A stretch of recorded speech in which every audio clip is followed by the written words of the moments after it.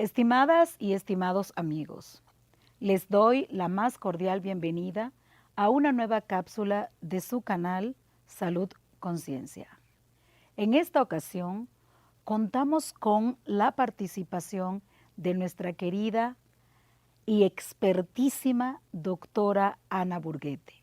Doctora, por favor, sea usted bienvenida a Salud Conciencia y por favor, antes de que entremos en materia, cuéntenos un poquito de usted.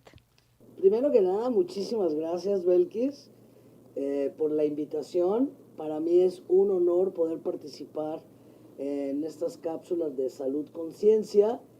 Y bueno, para presentarme, pues soy Ana Burguete, soy investigadora del Instituto Nacional de Salud Pública, soy médico de formación con una especialidad en inmunología clínica y además muy amiga aquí de la doctora Belkis. Muchísimas gracias. La amistad es en dos sentidos. También me considero una súper amiga de la doctora Burguete.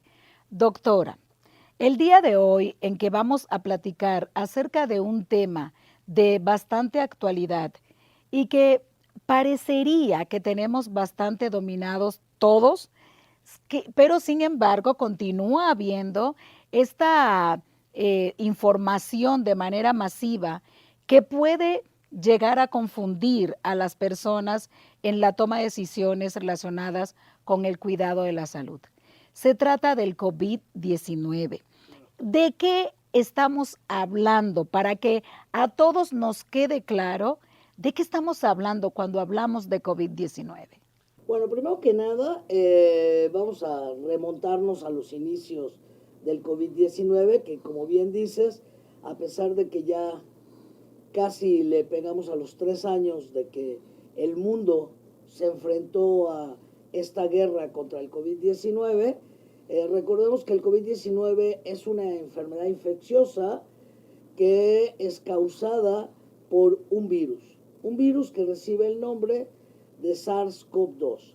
Este virus pertenece a una familia, los distintos virus que producen enfermedades en el mundo, distintas enfermedades, pertenecen a distintas familias. Este pertenece a una familia que se llama coronavirus y su nombre viene porque su imagen tiene forma de una corona, tiene piquitos como si fuera una corona. Entonces, ahí doctora, déjeme preguntarle. ¿No es entonces que coronavirus es el nombre de la enfermedad COVID-19? Porque de hecho he platicado con varias personas y existe la confusión. Cuando usted habla de esta familia de virus, nosotros podríamos pensar que existen otras enfermedades que pueden ser causadas por otros miembros de esa familia. Así es. La familia es coronavirus y hay diferentes virus. Virus tan comunes como la gripe común. La gripe común, el virus que produce esa gripe es un coronavirus. También hay otros coronavirus de problemas epidémicos que han ocurrido con anterioridad al COVID-19, como fue el SARS-1, está el MERS, que fue únicamente en la zona del Mediterráneo, y ahora en el 2020 el SARS-CoV-2. La enfermedad se llama COVID-19. Ok. Esta es la enfermedad. Y el virus SARS-CoV-2, que es miembro de toda una familia que se llama coronavirus, y su nombre viene porque tienen forma de coronita. Ok. Doctora, pero como usted sabe, nosotros en este canal hemos hecho mucho énfasis en que tratamos problemas de salud pública. Y una como de las características principales que tienen estos problemas es que generalmente pues son como antiguos, como que se van desarrollando históricamente en el tiempo. Sin embargo, en este caso, como bien usted señala, o sea, pues son casi 3 años, no es tantísimo, no es como los otros problemas de salud pública que nosotros hemos tratado en este canal. ¿A qué se debe? Que algo que apareció de repente sea considerado un problema de salud pública? Bueno, aquí yo creo que algo que es muy importante es también entender que un problema de salud pública es todo aquello que, cuando hablamos de salud pública, no es solamente salud individual, sino también estamos hablando de salud a nivel comunitario. Todo aquello que puede afectar a la comunidad en los distintos órdenes que sabemos está estructurada una sociedad, ¿no? Desde individual, familiar, comunitario, o sea, hasta llegar inclusive a lo que es globalmente el país y todo el mundo.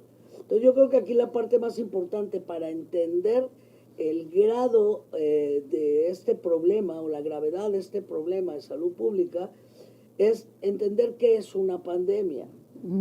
¿Sí? Entonces, una pandemia es cuando después de que se presentan brotes o casos a nivel localizado, trasciende fronteras. Es decir, cuando afecta más, trasciende continentes. No se encuentra ya localizado en un solo lugar, sino ya trasciende continentes, como fue el caso del COVID-19, que afectó al mundo entero. Y es más, en la actualidad, y me voy a adelantar un poquito, porque hemos oído, también estamos escuchando ahí de que si la pandemia ya terminó, etcétera. Aquí también es muy importante diferenciar entre emergencia sanitaria y urgencia sanitaria, y si estamos en pandemia o no. Lo que ya se logró controlar es la emergencia sanitaria. O sea que seguimos en pandemia. Pero mientras haya casos en distintos continentes de una misma enfermedad infecciosa, es una pandemia. Entonces, doctora, ¿cómo podemos nosotros entender estas medidas que han sido tomadas en distintos países de, por ejemplo, decir ya no uso de cubreboca, ya no solicitud de los certificados de vacunación? O sea, toda esta disminución de las medidas que inicialmente se consideraron necesarias para poder controlar la pandemia, han sido pues ya eliminadas en muchos lugares. En realidad, yo sí quiero decir que las medidas preventivas, que además sabemos que la prevención es la herramienta más poderosa que tiene la salud pública, o sea, prevenir, adelantarnos de la mejor manera, las medidas de contención, llamémosle así, que fue distanciamiento social, en su momento el confinamiento, en algunos países el cierre de fronteras, lavado de manos y el uso de cubrebocas, que es el más ampliamente difundido y quizás en todo el mundo. La suma de todos estos, vuelvo a repetir, era algo desconocido el COVID-19, entonces por eso no en todos los países se tomaron las mismas medidas de prevención, pero todas iban orientadas a mitigar la emergencia sanitaria.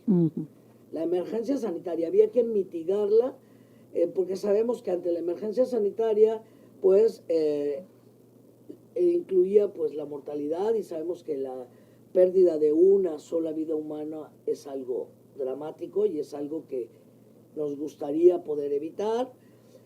La saturación de los sistemas de salud, que eso pues llevaría a una problemática social desbordada. Entonces todo iba orientado, y además, y buscando esto, era tratar de reducir los contagios. Por eso todas estas medidas. Sin embargo, al tratarse de un problema de salud pública, también sabemos que se afectó la economía poblacional a nivel mundial. Entonces, muchas de las medidas que se han ido quitando al haber mitigado la emergencia sanitaria, pues ha sido para tratar de recuperar o restaurar poco a poco esta economía. Sin embargo, considero que hay medidas que, asumiendo un riesgo individual, y esto es algo a manera personal que sí quisiera transmitir, creo que ahorita estamos en un momento en que hay que asumir qué tanto me quiero yo arriesgar. Ujú. Y ahí el uso, si tu siguiente pregunta fuera, ¿recomiendas continuar con el uso de cubrebocas? Pues mi respuesta sería sí. Mm. El uso de cubrebocas ha sido un arma muy poderosa para ayudarnos a controlar esta pandemia a nivel mundial. Ok. Doctora, pero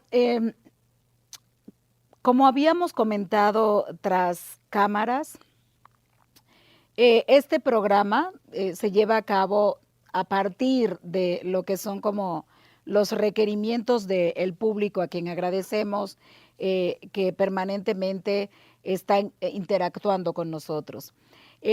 Una de las preguntas que nos hacían era, bueno, ¿y qué pasa con los niños?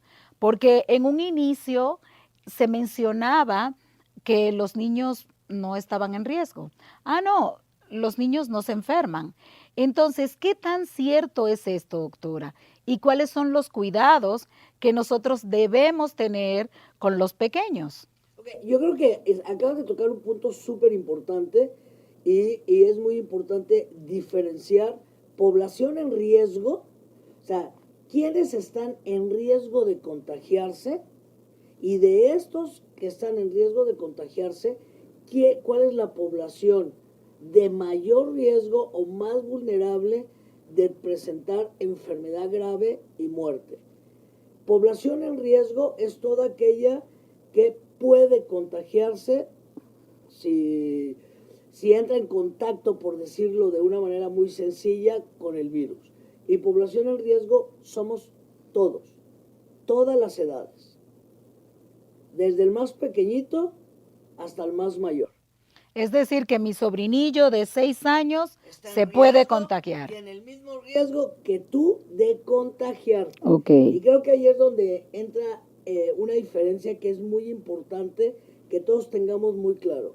Una cosa es el riesgo de contagiarse y la otra cosa es el riesgo de que la enfermedad sea grave y la muerte.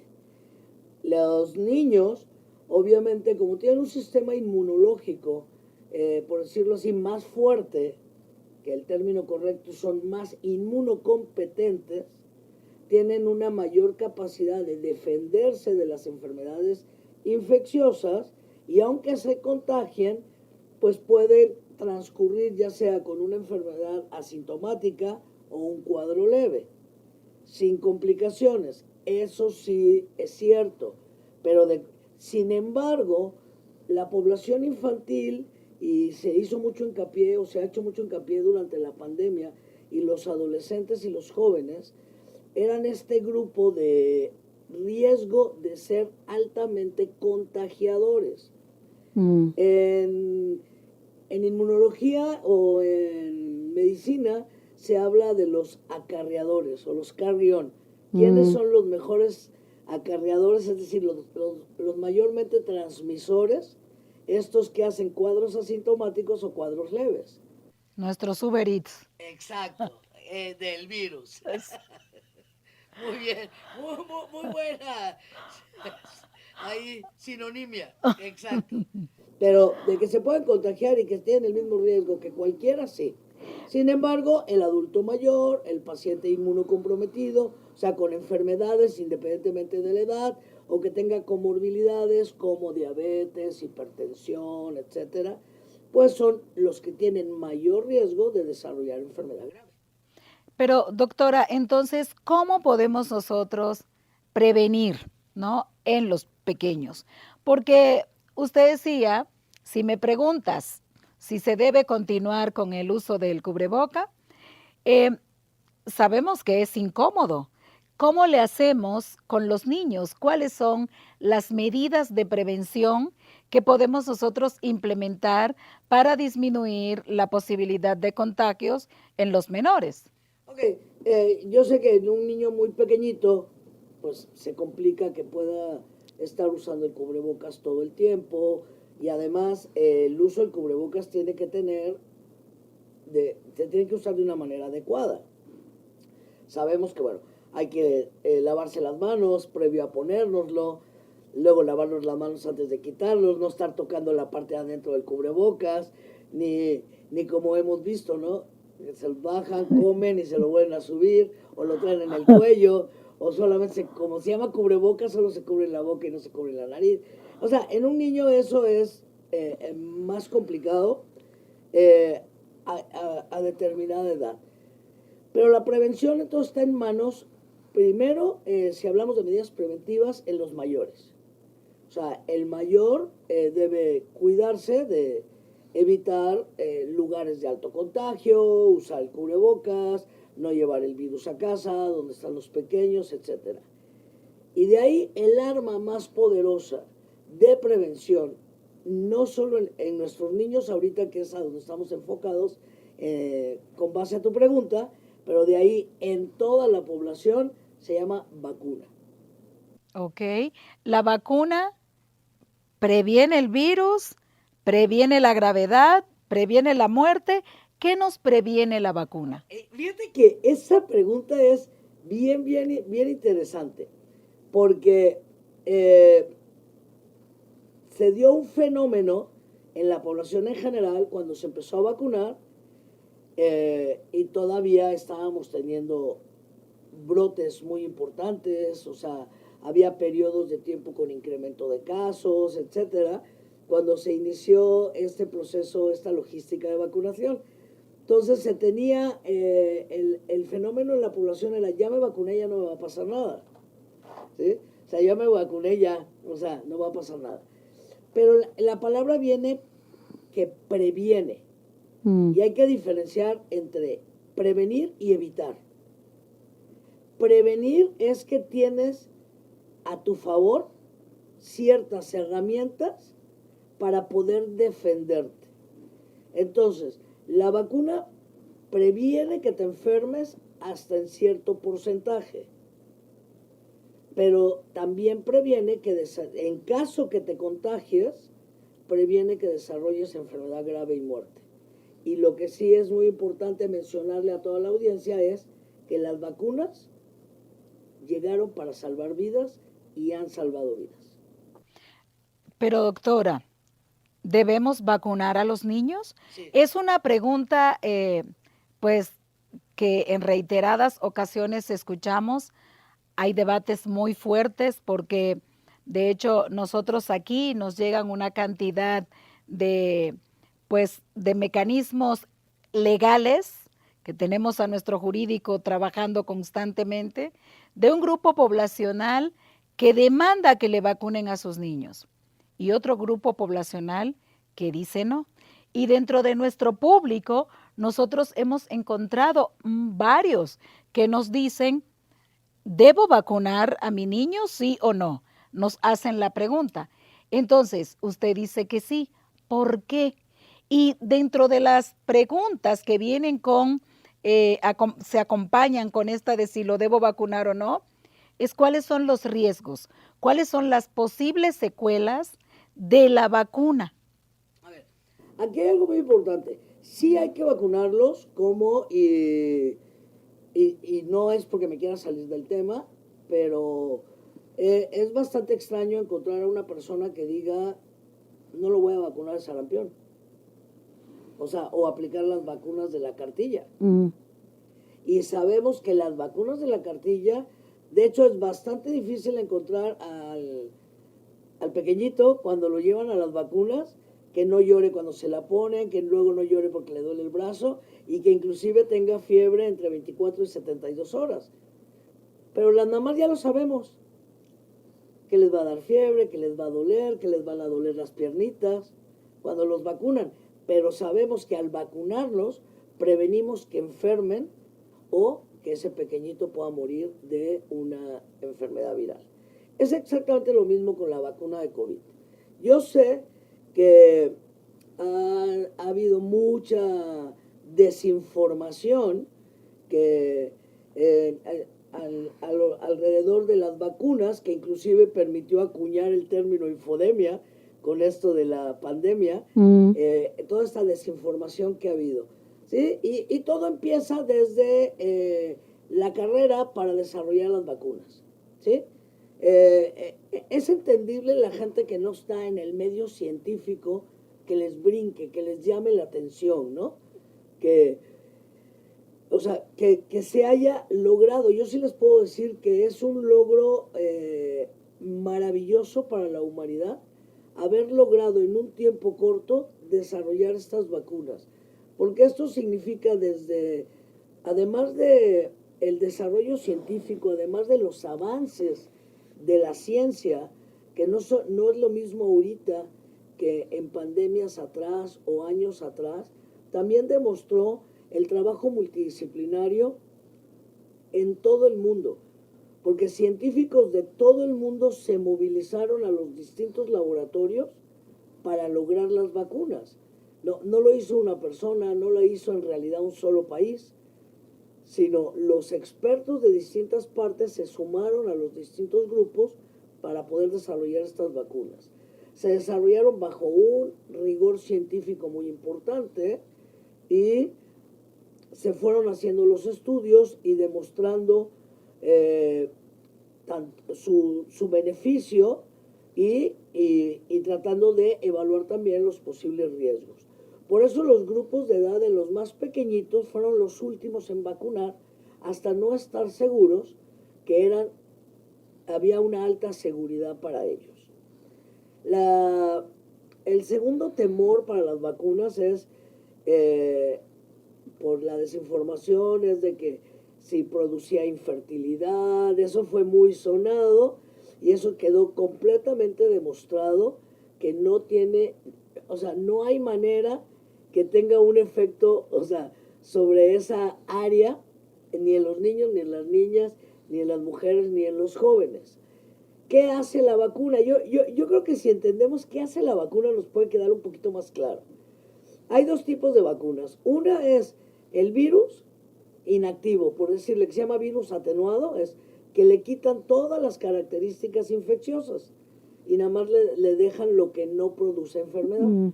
Y el otro, estos son unos virus que reciben el nombre de virus de RNA. Entonces lo que se agarra el RNA es algo que trabaja dentro de la maquinaria para información funcional desde el punto de vista genético en los organismos. Pero cuando entra la vacuna al cuerpo, finalmente van dirigidos a la misma función, tienen la misma misión. Cuando entra la vacuna, lo que hace es que nuestras células inmunológicas, nuestras defensas, las reconozcan. Entra la vacuna, las reconocen, ¿sí? Entonces, en la siguiente ocasión, y de esa manera, nuestro sistema inmunológico empieza a desarrollar como un listado de instrucciones de qué hacer en caso que el virus entre a mi cuerpo. Entonces, no son, sí ha habido casos de algunos efectos colaterales, pero como los hay, como te mencionaba en la vacuna del sarampión, fiebre, dolor muscular, etcétera, ¿sí? Sí los hay, pero nada comparado con perder la vida si desarrollas una enfermedad grave de COVID. Dentro de las, digamos, reacciones más negativas que ha habido posterior a la vacuna, que no está reportada en niños, sino se reportó en jóvenes entre 30 y 40 años de edad, que se llama miocarditis, que es inflamación del músculo del corazón, el cual con tratamiento fue reversible.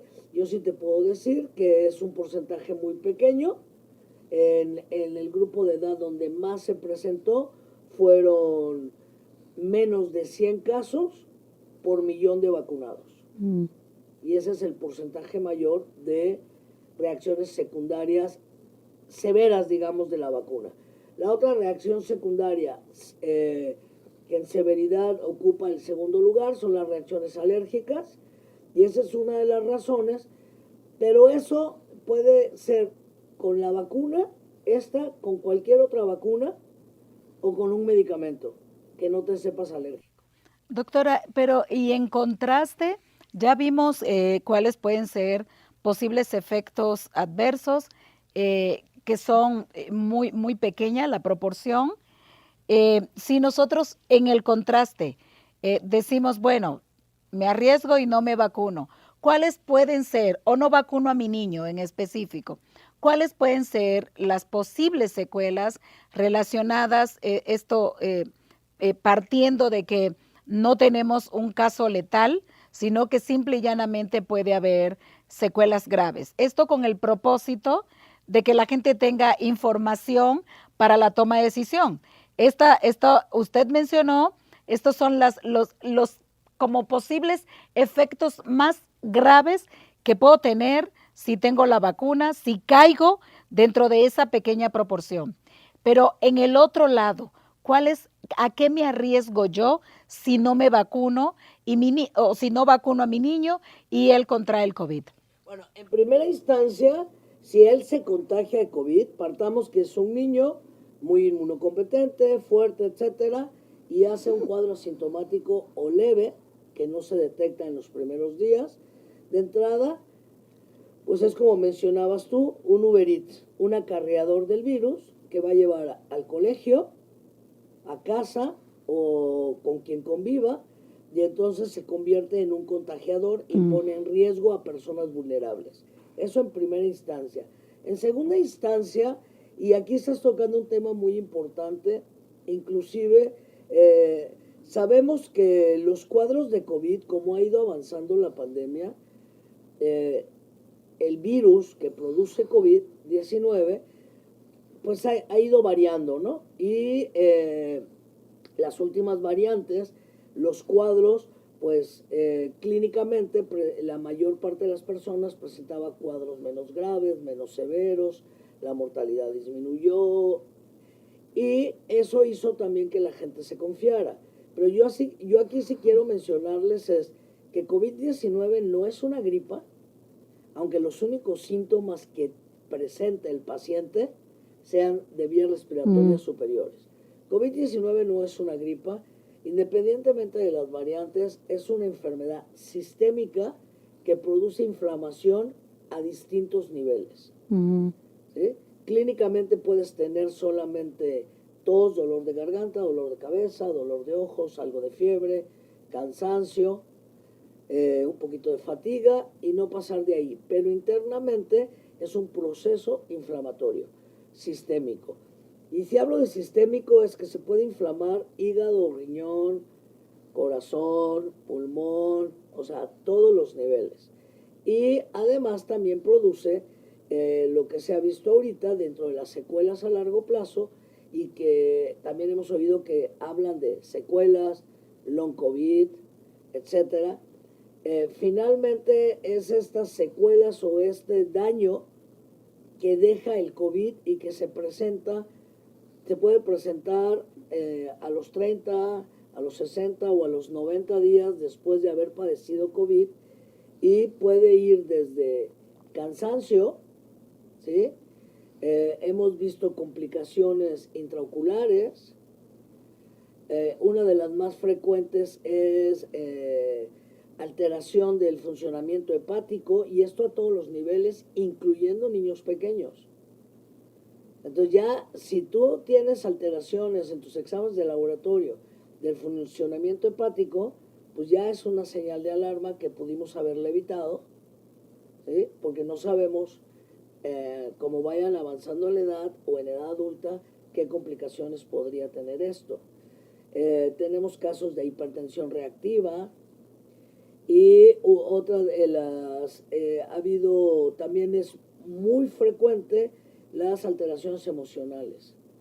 De los últimos avances en el conocimiento de este virus es que también tiene cierta afinidad por las terminaciones nerviosas. Entonces hay cuadros de ansiedad, trastornos del sueño. O sea, no es, o sea, necesariamente el haber pasado por unidad de terapia intensiva, haber estado intubado, haberla librado, la única condición para tener secuelas post-COVID.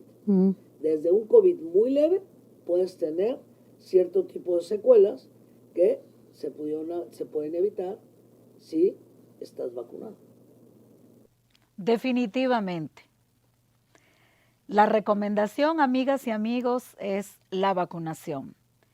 Seguir con las medidas de distanciamiento social, como nos comentó la doctora, continuar usando el cubreboca, pero sobre todo la vacunación si queremos la protección de nuestros niños. Querida amiga, un mensaje final, conciencia a nuestros seguidores que estaban ansiosos de escuchar acerca de este tema. Bueno, primero que nada, muchísimas gracias. Espero que les sea de utilidad. Vuelvo a repetir, para mí es un honor estar aquí en Salud Conciencia.